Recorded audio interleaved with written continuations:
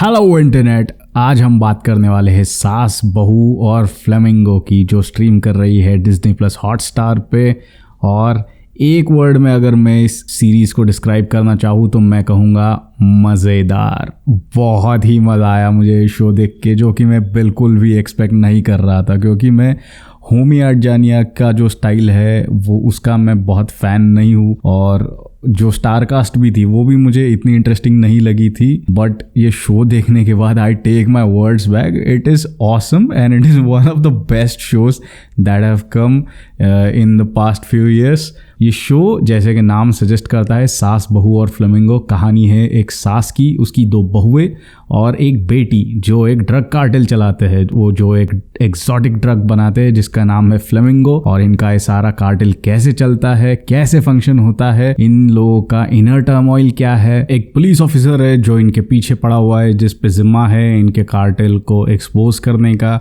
रानी माँ के दो बेटे हैं जिनको बिल्कुल भी नहीं पता है कि उनकी माँ और उनकी बीवियाँ क्या बिजनेस कर रही है यहाँ पर बीहड़ में। और एक सौतेला बेटा भी है और बहुत सारे इंटरेस्टिंग कैरेक्टर्स भी है। मॉन्क का भी एक कैरेक्टर है जो सेंट्रल एंटेगनिस्ट है, जो रानी माँ से बदला लेना चाहता है, उसका एम्पायर टेक ओवर करना चाहता है। और इन लोगों के साथ क्या होता है जन्माष्टमी तक, ये कहानी है सास बहू और फ्लेमिंगो की।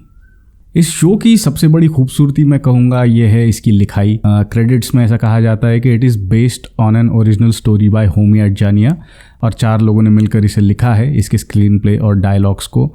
और ये शो बहुत ही खूबी से एक एक अपनी लेयर जो है परत दर परत हमें दिखाता जाता है। जैसे फर्स्ट एपिसोड था, वहाँ पे मुझे ये सारा प्रेमाइस बहुत ही डिफिकल्ट टू बाय इन लग रहा था, क्योंकि ये सारी अनपढ़ गंवार औरतें थी। और आई वाज लाइक, ये लोग कैसे इतना बड़ा ड्रग कार्टेल चला रहे हैं, कि बिकॉज ऑब्वियसली ये एक मर्दों का चलाया हुआ धंधा है, तो ये औरतें इसमें कैसे इन्वॉल्व हो गई है, इनका इतना बड़ा एम्पायर कैसे है, ये आज तक सीक्रेट कैसे रहा है। मेरे दिमाग में कई सारे सवाल थे। ऑल्सो ये जो कैरेक्टर्स थे सास के और स्पेशली बहुओं के, तो वो मुझे बहुत ही चार्लीज एंजल्स टाइप या कोई सीक्रेट एजेंट टाइप लगे। And that was difficult to buy in, क्योंकि वो रह रहे हैं वहां पर बीहड़ में और उनके कपड़े एकदम मॉडर्न और उनकी एकदम सुपर मॉडल वाली बॉडीज उनकी। यहाँ पे आई थिंक अगर थोड़ा उस तरह की औरतें अगर वो चूज करते कि वो वहाँ की लगे तो शायद वो ज़्यादा बिलीवेबल लगता। बट देन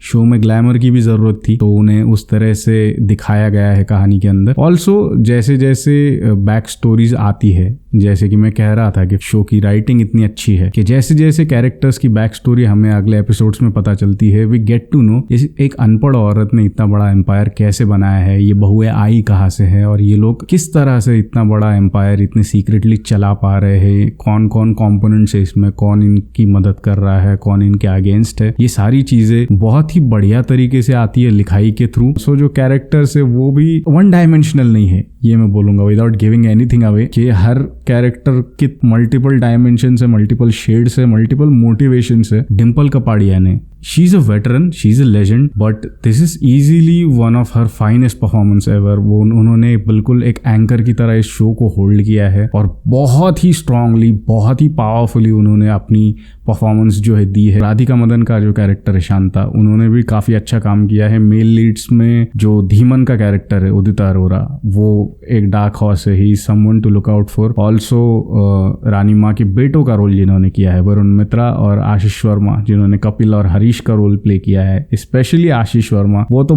बहुत ही मजेदार है, जो कॉन्स्टेंटली ड्रग्स के नशे में रहते हैं एंड बहुत अतरंगी कैरेक्टर प्ले किया है उन्होंने। He is always good at it. ये मतलब उनका होम ग्राउंड था, तो उन्हें कुछ खास मेहनत तो नहीं करनी पड़ी होगी इसके ऊपर। ऑल्सो जो बहुओं के रोल में है ईशा तलवार और अंगीरा धार, बिजली और काजल का रोल जिन्होंने किया है, उन्होंने भी अपने कैरेक्टर को बखूबी निभाया है। बस मैं ये चाहता था कि अगर इनकी जगह पर एक्चुअली ऐसी गाँव की अगर औरतें रखी हुई होती तो मुझे पर्सनली शायद थोड़ा ज़्यादा बिलीवेबल लगता। ऑल्सो जो जिस तरह का कॉम्बैट वो लोग करते हैं, वो भी चीज़ मुझे थोड़ी खटकी कि भाई साहब ये कहाँ से इन्होंने इतनी गन या हैंड टू हैंड कॉम्बैट की ट्रेनिंग ली है। शायद ये मेरे अंदर का एक छोटा सा मिसोजिनिस्ट ये बोलने की कोशिश कर रहा था, बट देन ओवरऑल जो इम्पैक्ट क्रिएट करता है वहाँ पे ये चीज़ें आपको नहीं खटकती है, क्योंकि शो इतना बढ़िया तरीके से लिखा गया है। एक छोटी सी चीज़ थी थी कि एक ड्रग थी या वॉटेवर जो था राधिका मदन के कैरेक्टर के पास, इसमें बताया गया था कि इसको अगर ले लो तो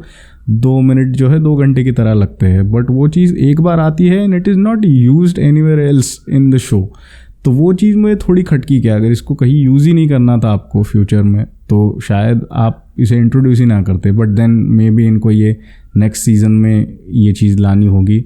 दीपक दोबरियाल का जो कैरेक्टर है मॉन्क का, I think it left a lot to be desired in his character, क्योंकि वो बहुत ही मेनेसिंग तरीके से खड़ा तो कर दिया था उन्होंने, वो कैरेक्टर बहुत इंटरेस्टिंग था, उसका लुक बहुत इंटरेस्टिंग था, वो ज़्यादा बात नहीं करता है बट देन वो शो में भी कुछ ज़्यादा नहीं कर पाता है। एंड वो एक चीज़ मुझे थोड़ी सी खटकी कि शायद कुछ और किया जा सकता था इसके साथ, और पावरफुली इस विलन को प्रेजेंट किया जा सकता था, बट ये जो भी कमी है वो सारी पूरी हो जाती है। ये जो फैमिली है ड्रग कार्टेल चलाने वाली, उनके बीच का जो डायनेमिक है, उनके बीच में जो हिडन संघर्ष हो रहा है या फिर जो उनकी केमिस्ट्री है एक दूसरे के साथ, वो इतने बढ़िया तरीके से आती है स्क्रीन के ऊपर कि वो आपको इन्वॉल्व रखती है। ऑल्सो स्टोरी इतनी लेयर्ड है कि कोई एक चीज़ हो जाती है छोटी सी एंड आप उसको भूल भी जाते हो और 5वें 6ठे किसी एपिसोड में उसका रेफरेंस आता है, तब आप समझते हैं अरे वाह ये कनेक्शन था इस चीज़ का इसके साथ। तो ये चीज़ें जो है ना मुझे बहुत पसंद है, ये लेयर्ड राइटिंग जो है, I am a big fan of that. And सास बहू और flamingo is full of that, it is full of layered characters, layered story lines, और 8 घंटे तक ये आपको हुक्ड रखता है। एंड आई थिंक होमी ने इस बार अपना होम ग्राउंड ढूंढ लिया है, this is where he is most comfortable, क्योंकि 1.5-2 घंटे की कहानियों में उनकी जो पेसिंग है स्लो तरीके की, वो मुझे ज़्यादा सूटेबल नहीं लगती थिएट्रिकल फिल्मों के लिए। लेकिन जब वेब शो होते हैं वहाँ पे आप इस चीज़ की तैयारी से ही आते हो कि you want to give 7-8 hours of your life to a show and you want to be rewarded for it by having some quality time, जहाँ आपको कुछ लेयर्ड स्टोरी लाइन्स, कुछ अच्छे वेल डेवलप्ड कैरेक्टर्स देखने को मिले। तो बहुत ही मज़ेदार शो है, बहुत मज़ेदार तरीके से ख़त्म होता है। It ends in a way you can never expect। But ज़्यादा नहीं बोलना चाहूँगा मैं इस शो के बारे में, बिकॉज मैं चाहता हूँ कि आप लोग ये शो एंजॉय करें, खुद देखें, खुद डिस्कवर करें। It is a show for intelligent people, for smart people, और आपको अगर एक स्मार्ट थ्रिलर पसंद है तो एब्सोल्युटली गो फॉर सास बहू और फ्लेमिंगो। अगर आपने ये शो देखा है तो प्लीज़ कमेंट्स में मुझे बताइए आपको ये शो कैसा लगा। And also keep watching .png pictures. अगर अब तक आपने सब्सक्राइब नहीं किया है तो प्लीज़ चैनल को सब्सक्राइब कर दीजिए, और वीडियो अगर अच्छा लगा तो प्लीज़ शेयर कर दीजिए। This is Pawan signing out.